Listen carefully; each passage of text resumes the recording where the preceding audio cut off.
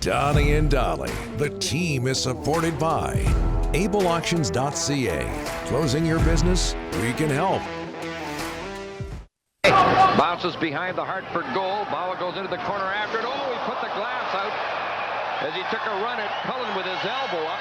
And then Bawa hit the glass and out it went. His shoulder went into the glass and bang, it just exploded. Bawa, big strong kid coming after Cullen. Cullen saw him, sidestepped him, and then bang, glass all over the front row. 91-92, Robin Bawa's NHL debut. How long ago was that?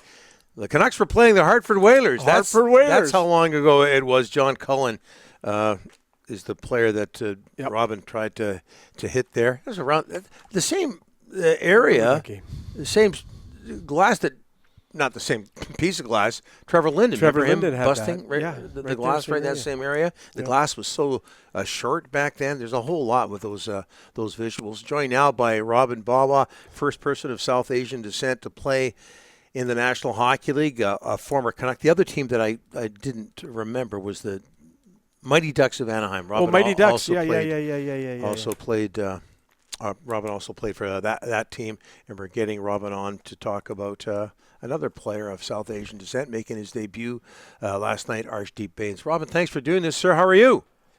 I'm good. How are you? Good. What goes through your mind when you see those old visuals of yourself playing for the Canucks and breaking the glass at the Coliseum? What a memorable moment.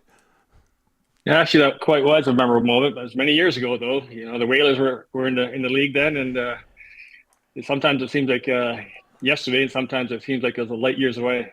Yeah. What do you remember about that day playing in your NHL debut?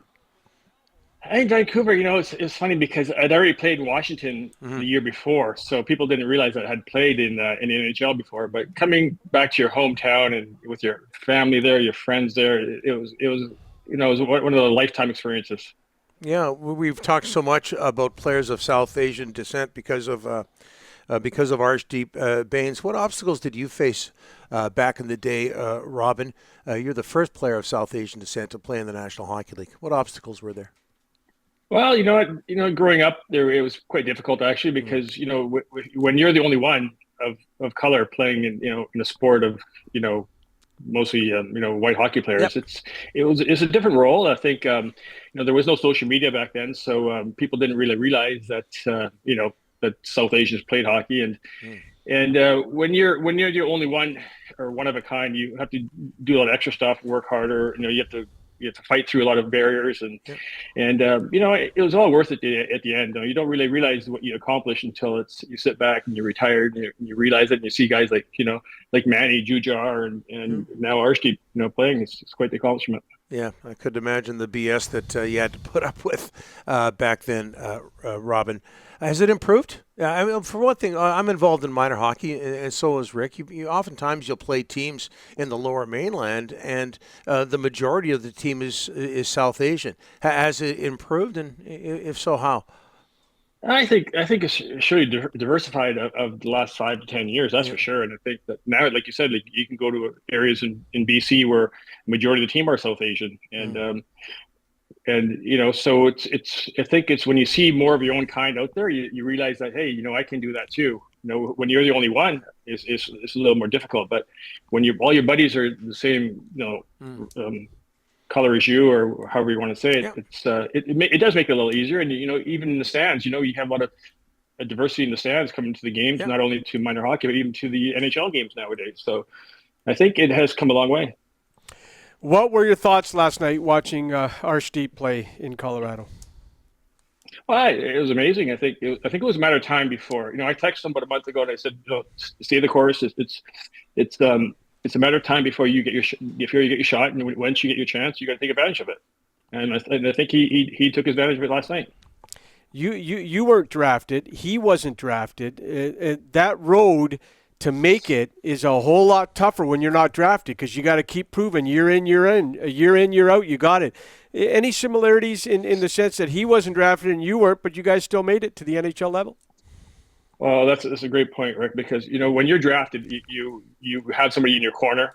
Some scouts drafted you. His neck is on the line, and he's got to promote you. He's got to make sure that you're the right choice. When you're a free agent, you sign as a free agent. You may not have as many people in your corner, so that you have to work extra hard. You have to separate yourself that much more than the drafted kids. You got a kid that plays for the Prince George Cougars of the Western Hockey League. I can only imagine you're spending more on your kids' hockey than your parents did on your hockey. Talk about raising a kid in today's hockey and the way it is so expensive and everything else. It's a it's a wild goose chase sometimes, where every parent thinks their kid's gonna make the NHL when they're 3-4 years old, and it's not the case. I think when I was young, I think we were athletes back then. We played every sport, and we were coordinated. We had good hand-eye coordination. And now I'm not sure what it is, but in the last 10 years, I think a lot of the kids play only one. They're one-dimensional. They play just hockey or just soccer or just basketball. There's no season sports anymore. There's winter hockey, spring hockey, summer hockey. So both my boys, Caden plays in Kelowna and Arjun plays in Prince George. But they're kind of they're trying to play more. They're trying to play more sports when you're younger too. But it's tough because if you're not playing all year round, it's you get behind. You feel like you're going to get behind, and you're not keeping up to the next guy ahead of you, and it's just that era right now where you're playing one sport all year round. You mentioned your boys, Robin. Obviously, that takes up a lot of your time. What else are you up to these days? Well, that's true. Instead of going to Hawaii, I go to Prince George or Brandon or Kelowna or somewhere out in Swift Current. So it's besides that, my cousin and I we took over our family business. We have a transport company that runs in Western Canada, Western U.S. So that's the majority of our time right now. Making more money at that than you did at hockey? Well, back in the 90s, the highest paid guy, I think, when I was in Anaheim, the highest paid, our team payroll was $7 million. And we went back for a reunion in about 8-10 years ago, and Getzlaff was making 7.1. So he was making more than our whole team was back in 94. Oh my gosh, times have changed since those days of the Hartford Whalers. Hey, Robin, how do you explain, getting back to the earlier subject here, but how do you explain the strong connection between the South Asian community, many of whom are new Canadians, and the great game of hockey? How do you explain that connection? Because the Canucks fan base is loaded with the South Asian community. Yeah, that's a true statement, Darnell, because you go to the games now and 30-40% of them are South Asian, so even maybe more. And I think that people come to Canada, they realize hockey is Canada's sport, and you go out to areas in Vancouver Lower Mainland, and it's the whole community is South Asian. So, and once the kids see somebody of their own kind playing, back when I played, there wasn't the population of South Asian wasn't that high, but fast forward 30 years later, it's immense. And people, they love hockey. A lot of South Asians play ball hockey if they can't skate. So they're out there every day playing ball hockey, playing street hockey, whatever it may be. But they really seem to, go towards hockey. Robin, this has been great.